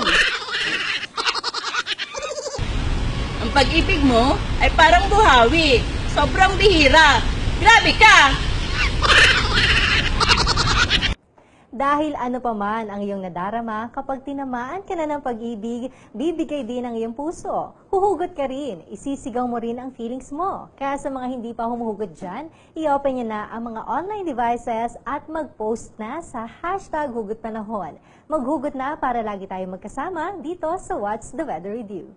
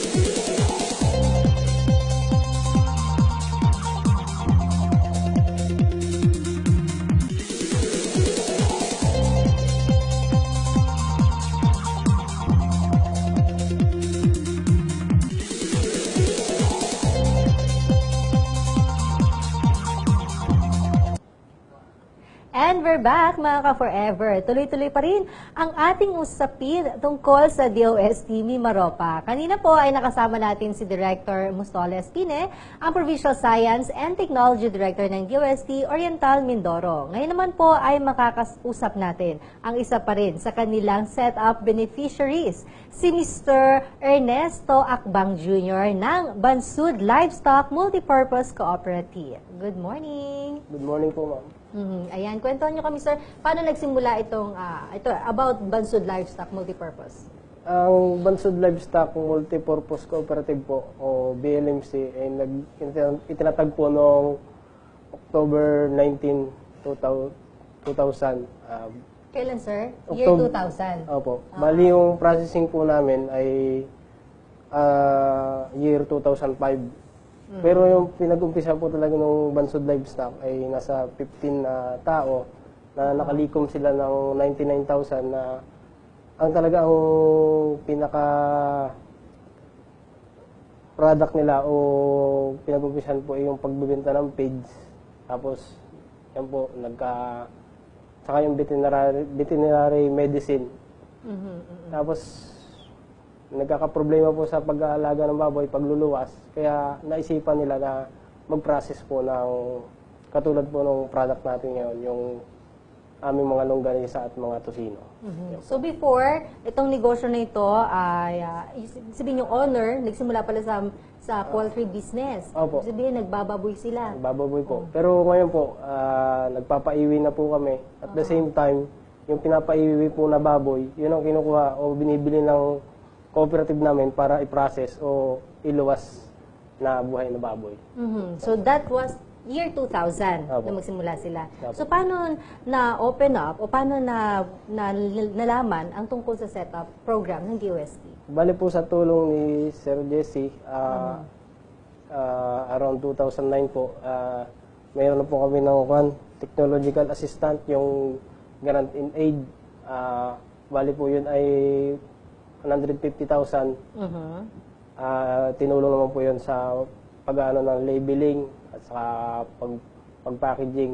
And around 2012 po, diyan na po pumasok yung setup na nakabili na po ng mga panggawa po o pagpapabilis po ng pagpapagawa ng katulad po ng vacuum packaging machine, spiral mixer, mga slicer. Malaki pong tulong talaga na mapibilis. Tapos po, yung sa production naman, mas lalong naging mas mga progresibo o mas productive. Simula po nung Nag-avail kayo ng program. Opo.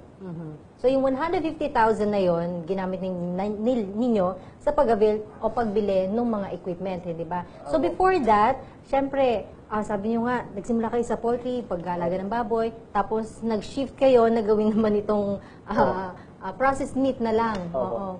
So ano yung challenges before, nung wala pang ang tulong ng DOST? Dati po yung challenges dati sa isang planggana lang na mano-mano inahalo, siguro 20 to 40 kilos. Ay ngayon po, mas tumaas na yung production. Saka po dati, wala pa kami yung training. Ngayon po, nandiyan na po yung setup. Nagkaroon na po kami ng training kung paano sumunod sa tamang pagpuproseso at saka paano sumunod sa tamang, sabi nga, good manufacturing practices. So kasama na yon. Kasama na po yun. Sa mga workshop and training. Yes po. Mas na-develop yung paggawa Yes nitong po. mga meat products na to. Opo. So meron pala sa Romblon, sabi nga natin kasi usually pag alam natin mga meat products, usually nagagaling sa Pampanga. So different varieties, yung iba't ibang panlasa din ng mga longganisa, hindi ba? So ano kaibahan ng longganisa sa Romblon? Ay, sa Romblon. Sorry, sa Oriental. O yan, di ba? Medyo nawawala na ako. May maropa. Okay, so Oriental Mindoro. Ang kaibahan po ng aming longganisa, mas sweet po siya. Yung pakainin po sa mga bata po ay talaga po masasarapan sila. Okay, so sweet. Oo. Kaya kukunin ko dyan, ang pangalan ng inyong produkto ay Fresh and Young. Apo. Bakit Fresh and Young? Kaya po Fresh and Young ay galing po sa aming nag-aalaga na member. Tapos po hindi po kami natulad dun sa mga inahin po na kinakata. Yung amin po ay mga patiner.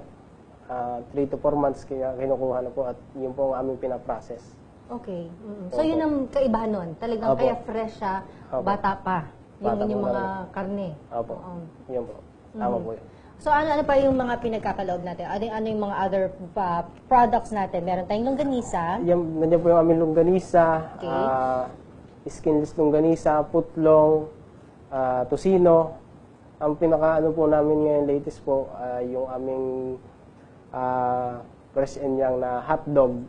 Sa tulong din po ng DOST, nakapag-training po kami kung paano gumawa ng frankfurter, yung pong hotdog at saka ham. Ayan po. At yun, isa sa mga na-avail ninyo na produkto or sabihin, service from setup, yung packaging and labeling. Yes po. Saka dagdag ko lang po, kauna-unahan po yung aming kooperatiba sa Oriental Mindoro na nakakapag-produce po ng hotdog. Oo. Pinakauna po kami doon. Unang-una kayo, itong multipurpose ninyo. Opo. So kaya nagbabagsak na rin ba kayo dun sa iba't ibang, kumbaga may mga branch or mga ibang, nagtitrade na rin kayo? Opo. Sa Oriental Mindoro po, katulad po nung ibang mga SMEs po doon, nagbabarter kami. Yung kanila pong product, binibenta po ng aming co-op, nakuha kami sa kanila. At the same time, yung aming produkto, binibenta naman po nila. Tapos, nakakalabas na rin po ng probinsya yung aming produkto. Katulad po sa Cavite, meron kami sa Sampaloc. Nakarating na rin po sa Marinduque at sa Boracay. Ngayon po, yung pinakahuli ay meron po kami sa Occidental, sa Burgos, sa Blayan. Dahil nakabili po yung aming kooperatiba doon ng halos 13 hectares. Ay gusto na rin po, may nagdi-dealer na rin po kami doon. May tao na rin po kami doon para yung aming produkto ay makarating na sa buong province ng Occidental Mindoro. So sa paglipas ng taon, simula nung nag-avail tayo ng setup program, nakita natin yung difference. Yes po. Kumbaga yung pag-unlad talaga ng negosyo. Talagang mas maganda po at mas lalong yumabong yung aming production gagawa po doon sa paano po ng DOST ng setup. Oo. At napansin natin doon sa kanilang packaging, doon sa labeling nila, meron talaga nakalagay na mapa. Bakit may mapa? Kaya po may mapa para makilala talaga po yung Oriental Mindoro, yung Bansud po. Kaya may star po dyan, nandun po talaga dahil yung aming pong pinaka planta po ay matatagpuan po sa Bansud. Doon po gawa yan. Tapos pinagmamalaki din po namin, kaya sama din po talaga dyan ang Occidental at Oriental. Pero ano po ba, siyempre po ang pinaka-Oriental ay yung po sa amin, tulong po nga rin po ng DOST. Sa ngayon pa, meron ba tayong mga plano para mas ma-develop pa natin yung ating mga products, or meron bang plano na magkaroon pa ng ibang items? Sa ngayon po, meron po kaming binabalak sa tulong din po ng aming manager, ng aming board of directors, tapos po ng lahat ng members, siyempre po ng DOST, ay siguro po makaka-produce pa po kami ng ibang product. Yung meron po kami ngayon, meron din po kaming bacon, kaso nga lang po, inaano po namin yung shelf life para po paglabas talaga sa market ay mas quality po. Para po pag natanong, siyempre may papakita po kaming expiration date. Ganyan po. At ito maganda, yung kanilang packaging, ginamitan ito, kumbaga vacuum sealed na ito. Sa tulong din po talaga yan ng DOST. Okay, ano masabi natin? Baka meron tayong advice sa ating mga maliliit din ng mga negosyante na later on, siguro makapag-decide sila na makapag-avail din ng ganitong klase ng programa ng DOST. Sa lahat po ng SMEs o cooperative na gustong umabil o matulungan ng DOST, nandiyan po ang mahusay na regional director. Matutulungan po kayo nila sa pagpapayabong ng inyong mga produkto o mga raw mat upang maibenta po natin sa ating mga consumer sa mas mababa at mas ligtas na sa ligtas na kainin. Oo, syempre dapat safe, masarap, hindi ba? So sir, yung isang ganito, magkano ito? Halimbawa ito, ilang kilo itong usually yung ganito? Ito po ay 1/4. Bali po ito ng longganisa ito, ha? Okay. Bali po pag kumuha kayo po sa amin yan, ano po namin yan, ang aming plant price ay 158. So, 40 po per pack. Okay. Magkano ulit, sir? 40 po per pack. 40 pesos. 1/4 kilo. Oo, di ba? Imagine mo, 40 pesos nito, makakakain isa lang. Hindi. Marami kayong makakain, syempre. Hindi naman pwede. Pero kung ako lang kakain nito, hindi ko naman kaya. Pero ito, nakakatuwa.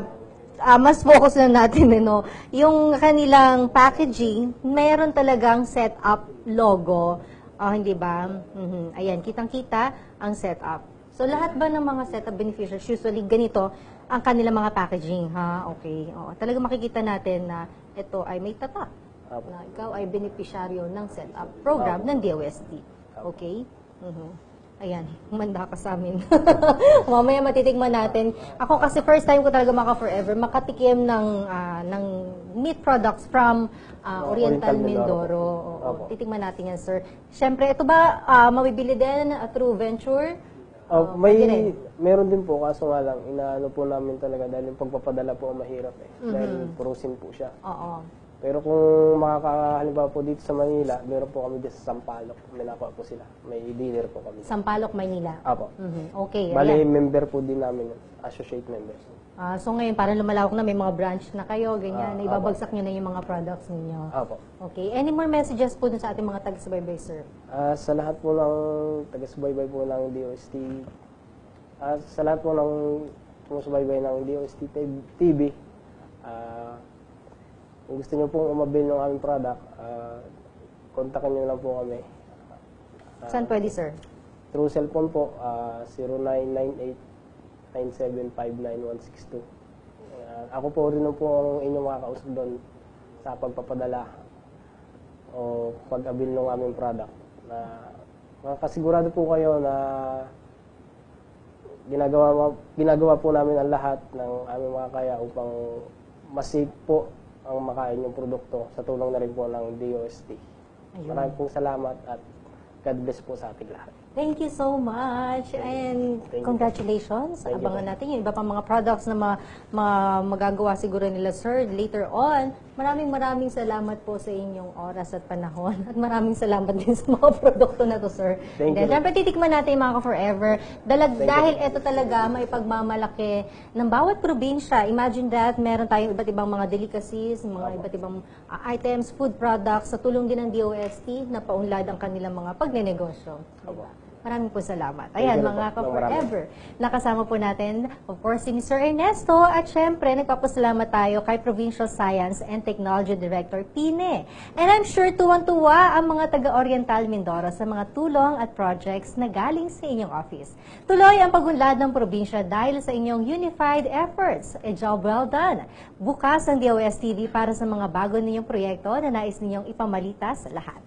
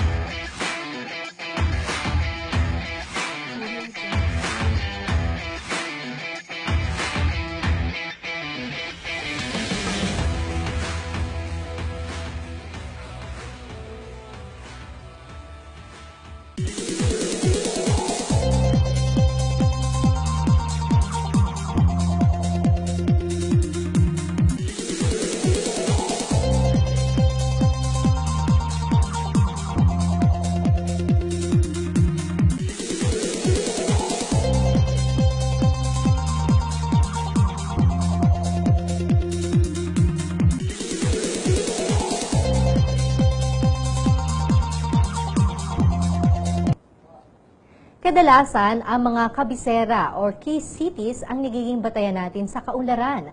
Nakakaligtaan na natin ang mga probinsya at kanayunan ay mas mahalaga ang papel na ginagampanan sa pagpapakilos ng ating bansa. Lalo't ang Pilipinas ay isang kapuluan. Isang patunay nga rito ay ang Oriental Mindoro gamit ang local technology ng DOST Mimaropa sa R&D food processing ay nakakapag-produce ang set of beneficiaries nila ng quality products na ini-export pa sa iba't ibang bansa. World-class talaga ang gawang Pinoy. World-class ang DOST. And that's it for today. Salamat po sa ating mga guests for today. Salamat po sa patuloy na support ng DOST Oriental Mindoro at ng DOST Mimaropa sa mamamayang Pilipino. Kaya lagi lang nakatutok dito sa amin kasi bukas may good news na naman kaming hatid para sa inyo. Kahit anumang panahon ang dumating, babalik kami kaya nood lang 11 a.m. to 12 noon, Mondays to Fridays. You can visit our webpage at www.dostv.ph and subscribe to our YouTube channel www.dostv.ph/YouTube or follow our Twitter and Instagram page DOSTVPH and like our Facebook page facebook.com/DOSTVPH. Kaya click na at mag-login para lagi tayong magkasama. Dahil weather lang ang laging nandyan, tag-araw man o tag-ulan, hindi nang iiwan kahit sino ka man. Kami ang DOSTV na laging nandyan. May bagyo man, kulog o kidlat, hindi namin kayo iiwan. Dahil laging tandaan, weather is forever.